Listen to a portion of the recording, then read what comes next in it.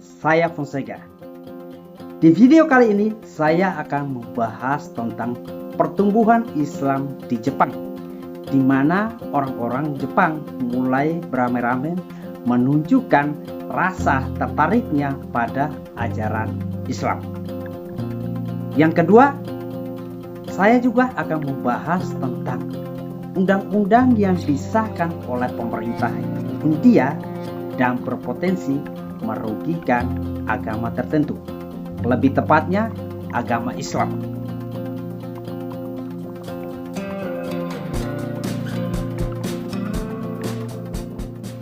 Jepang. Siapa sih di antara kamu yang tidak pernah dengar nama negara yang satu ini? Saya pastikan bahwa semua kita yang menonton video ini sudah pernah mendengar tentang Jepang. Meskipun sebagian besar dari kita belum pernah ke Jepang. Jepang terkenal dengan inovasi teknologinya yang canggih. Telah menjadi sorotan dunia dalam mengadopsi teknologi baru. Mulai dari robotik hingga transportasi.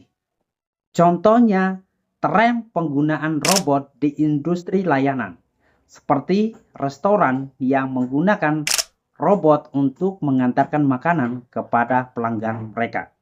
Namun, di balik gemerlapnya teknologi, Jepang juga menghadapi tantangan serius dalam hal demografi. Angka kelahiran yang terus menurun dan angka harapan hidup yang terus meningkat telah menyebabkan penuaan populasi yang cepat, meningkatkan tekanan pada sistem perawatan kesehatan dan sosial. Kedisiplinan kerja yang luar biasa juga merupakan ciri khas orang Jepang. Mereka kerap kali mengorbankan waktu istirahat mereka untuk menyelesaikan tugas. Tetapi hal ini juga berdampak pada kehidupan pribadi mereka. Banyak orang Jepang menemui kesulitan dalam membangun hubungan romantis dan membina keluarga karena budaya kerja yang kompetitif. Selama 1 dekade terakhir, penduduk Jepang telah menyusut sebesar 5,47 juta jiwa. Pilihan untuk hidup sendiri menjadi salah satu pemicu penurunan populasi. Kementerian Kesehatan Jepang bahkan memperkirakan bahwa populasi anak muda akan menurun drastis pada tahun 2030 nanti. Meskipun demikian, pemerintah Jepang tidak tinggal diam. Mereka telah mengambil langkah-langkah untuk mengatasi masalah demografi ini dengan memperkenalkan kebijakan untuk mendorong kelahiran serta meningkatkan kesadaran akan pentingnya pernikahan dan keluarga di masyarakat.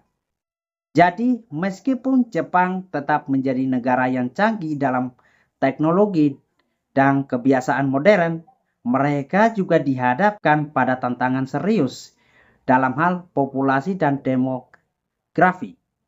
Pemahaman tentang perubahan ini sangat penting untuk merancang kebijakan yang efektif dan mempersiapkan masyarakat Jepang menghadapi masa depan yang berbeda.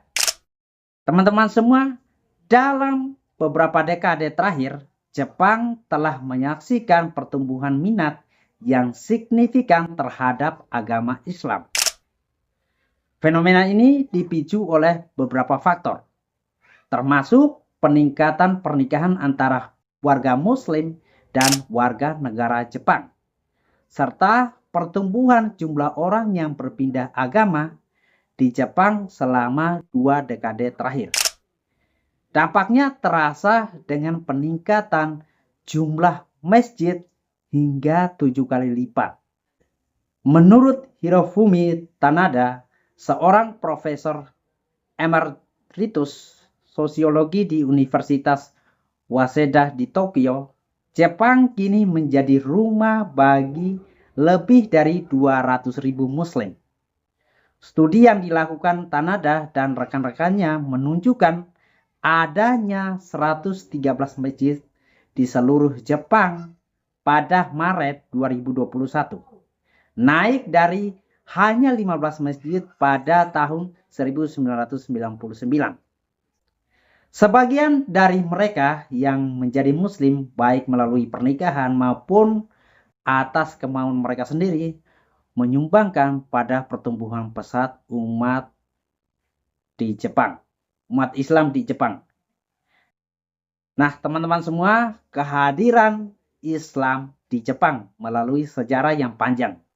Agama Islam pertama kali masuk ke Jepang pada abad ke-9 melalui perdagangan maritim. Nah, para pedagang muslim dari Asia Tenggara dan Timur Tengah membawa agama Islam ke Jepang dan menyebarkannya di beberapa wilayah pesisir.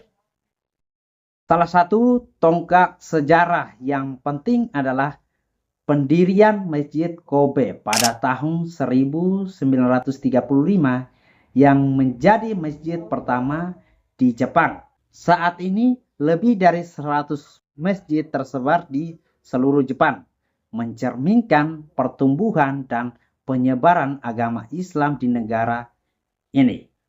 Namun pertanyaannya adalah, apa yang mendorong minat warga Jepang? Ada beberapa faktor yang mungkin menjadi penyebabnya. Pertama, pencarian makna dan spiritualitas. Banyak orang Jepang merasa tertarik dengan ajaran Islam karena mencari makna hidup yang lebih dalam dan kepuasan spiritual. Di tengah kesibukan dan tekanan kehidupan modern, minat terhadap spiritualitas telah meningkat dan Islam menawarkan perspektif baru yang menarik bagi beberapa individu. Kedua, keterbukaan terhadap budaya asing. Globalisasi telah membawa informasi tentang agama Islam ke Jepang dengan lebih mudah. Semakin banyak orang Jepang yang terpapar dengan budaya asing, termasuk Islam melalui media, internet, dan pertukaran budaya yang memicu untuk belajar lebih lanjut tentang ajaran Islam. 3. Nilai-nilai Islam yang diapresiasi.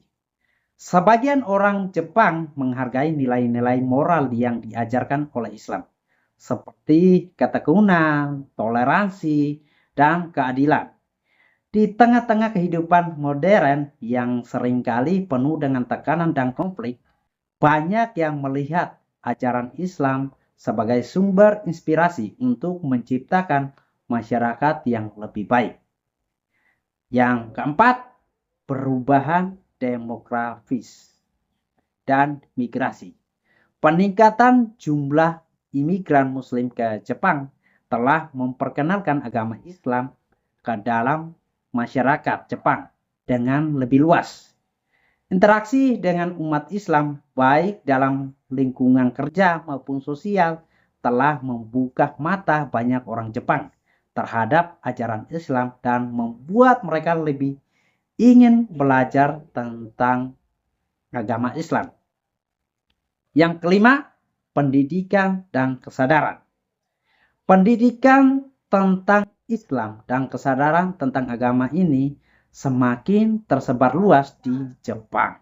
Lebih banyak lembaga pendidikan dan organisasi non-pemerintah yang menyediakan informasi tentang Islam, membantu menghilangkan stereotip negatif dan mendorong dialog antar budaya yang secara bertahap meningkatkan minat masyarakat terhadap agama Islam. Yang kedua yang akan saya bahas yaitu tentang rencana pemerintah India untuk menerapkan Undang-Undang Kewarganegaraan tahun 2019. Pada tanggal 11 Maret 2024, Kementerian Dalam Negeri India mengumumkan niat mereka untuk menerapkan undang-undang tersebut. Ini bukanlah kabar biasa, terutama menjelang pemilihan umum di mana Perdana Menteri Narendra Modi akan mencalonkan diri kembali. Jadi Apa yang membuat undang-undang ini begitu kontroversial? Untuk memahaminya, mari kita lebih dulu lihat lebih dalam. Undang-Undang Kewarganegaraan tahun 2019 telah menuai kritik karena dianggap memihak dan bahkan anti-Muslim. Ini karena undang-undang ini memberikan kewarganegaraan kepada minoritas agama seperti Hindu, Parsi, Sikh, Buddha, Jain, dan Kristen yang masuk ke India dari Pakistan, Afghanistan, dan Bangladesh sebelum Desember 2014. Namun, umat Islam tidak termasuk dalam daftar penerimaan kewarganegaraan ini. Kebijakan ini memicu kekhawatiran serius di antara 200 juta umat Muslim di India. Mereka khawatir bahwa ini bisa menjadi awal dari pencatatan warga negara secara nasional yang dapat membuat mereka kehilangan hak kewargaan mereka. Masalahnya menjadi semakin rumit karena banyak warga miskin di India tidak memiliki dokumen yang membuktikan kewargaan negara mereka. Tentu saja pemerintah membantah klaim ini. Perdana Menteri Narendra Modi menegaskan bahwa undang-undang tersebut tidak dimaksudkan untuk melukai siapapun. Dia mengatakan bahwa umat Islam tidak dilindungi oleh undang-undang tersebut karena mereka tidak membutuhkan perlindungan India. Namun, respon dari kelompok hak asasi manusia dan komunitas Muslim di India sangatlah keras.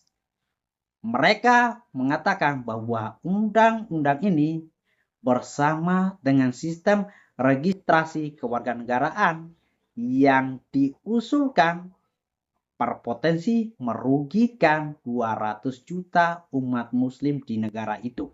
Bahwa banyak yang khawatir bahwa pemerintah India dapat menggunakan kekuasaan mereka untuk mencabut kewarganegaraan umat Islam yang tidak memiliki dokumen di beberapa negara bagian. Situasinya semakin rumit ketika mempertimbangkan bahwa undang-undang ini tidak menyebutkan kelompok-kelompok lain yang menghadapi masalah serupa, seperti pengungsi Tamil dari Sri Lanka, pengungsi Rohingya dari Myanmar, dan pengungsi Tibet. Tuh, bagaimana tanggapan kalian semua tentang isu? Kalau kita lihat antara Jepang dan India itu aturan tentang Muslim itu sangat berbeda sekali. Di saat di Jepang itu pemerintah Jepang dan masyarakatnya mulai menyadari kehadiran agama Islam di sana dan mendapatkan dukungan. Di India malah sebaliknya. Pemerintah India membuat undang-undang yang kedepannya kemungkinan akan mempersulit umat Islam yang ada di India. Dan sangat besar loh. Ada 200 juta umat Islam di India yang kemungkinan saja terancam kehilangan identitas kewargaan negara mereka di India. Ini artinya menimbulkan masalah baru buat dunia. Bayangin saja kalau itu benar-benar terjadi, kita tidak tahu lagi. Bisa saja ini akan menimbulkan masalah yang sangat besar sekali buat dunia. Ya kita berharap sih pemerintah merubah pikiran dan tidak boleh menerapkan undang-undang ini karena akan memakan korban yang sangat banyak. Sebelumnya juga masyarakat sudah melakukan demo penolakan dan memakan korban, ratusan korban yang kehilangan nyawa untuk menolak undang-undang ini berlaku di India, karena tentu saja ini menyangkut masa depan kewarganegaraan umat muslim di India. So, teman-teman, itu saja dari saya. Saya berharap video ini bisa memberikan informasi-informasi yang mungkin teman-teman selama ini belum tahu ya. Peace.